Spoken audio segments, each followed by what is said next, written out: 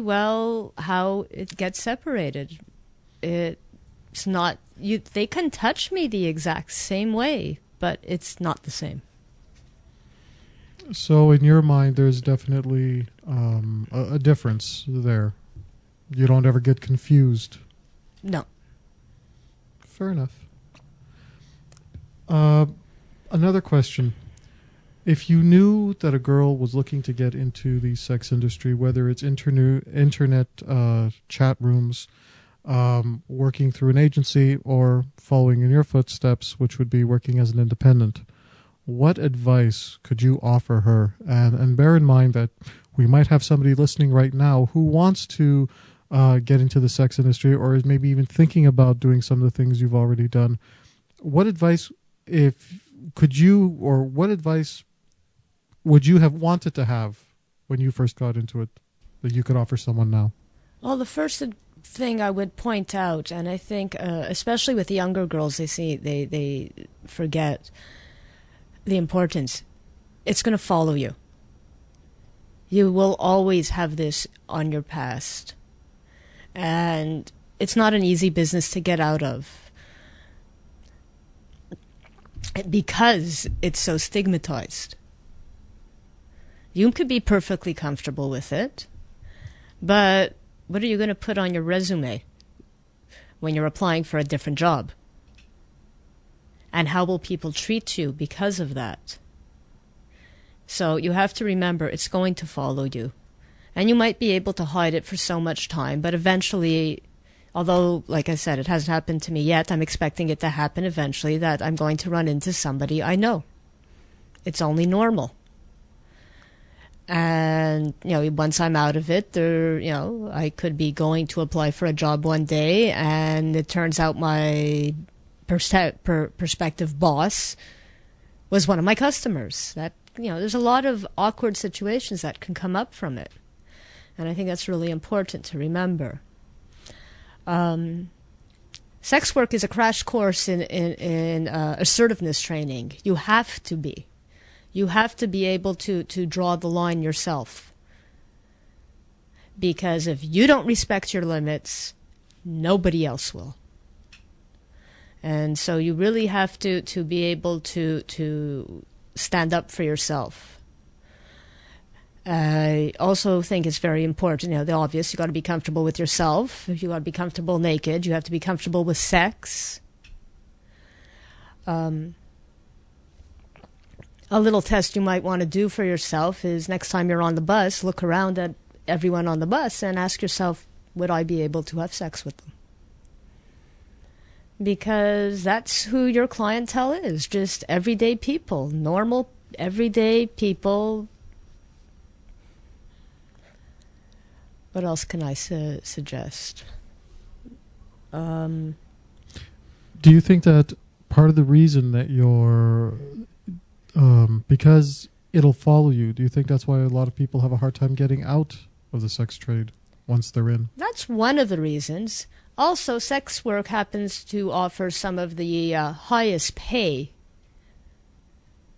It's hard.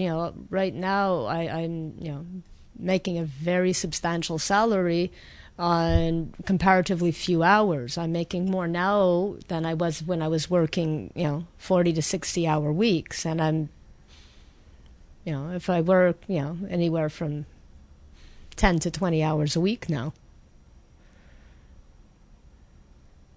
So I'm making more than double for less than half. It's hard to walk away from that. Is there any way that somebody can get in contact with you if they want to look you up and maybe talk to you about some of the things that you brought up here on the show? Oh, I advertise on several websites. Montreal Worldwide Escorts, MontrealCallGirls.com are two local websites that I advertise on. Excuse me a second. Sorry about that. No problem. And when they visit those websites, they just have to do a search for... Ronnie. RONNIE.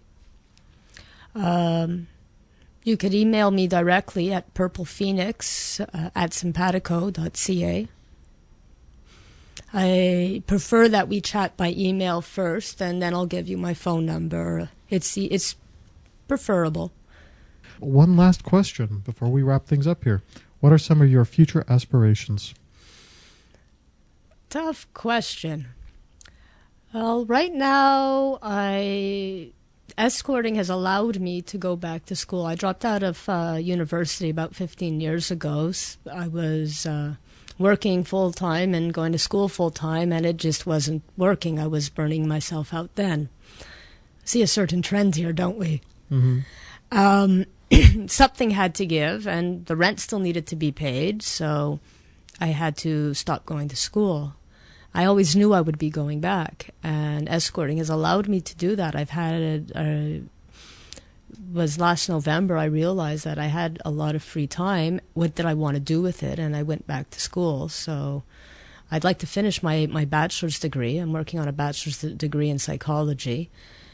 After that, well, we'll have to wait and see. Ronnie, thank you so much for coming down into studio here on Frank Talks Pleasures and Lifestyles. Frank Talks Pleasures and Lifestyles. Time to do the credits. First of all, I'd like to say thank you to Ronnie NaughtyLady. Thank you so much for coming down into studio. And just very quickly, can you give us that email address and those websites where people can reach you? You can email me at purplephoenix, purplephoenix at simpatico.ca.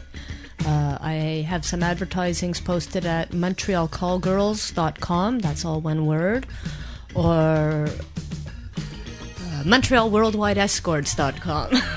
Thank you, Ronnie. We're also saying thank you to Mr. Zoltan King, who is working the board and my right-hand man on this show. Thank you very much, Zoltan. Thanks all, and we'll see you here. Good night. Frank Talks is sponsored in part by Everything Out of Her Mouth is a Test, a man's guide to the emotional needs of women. What would your life be like if you knew exactly what to say and do with women? This book is for the guy that simply wants to learn how to handle women's tests by addressing her emotional needs.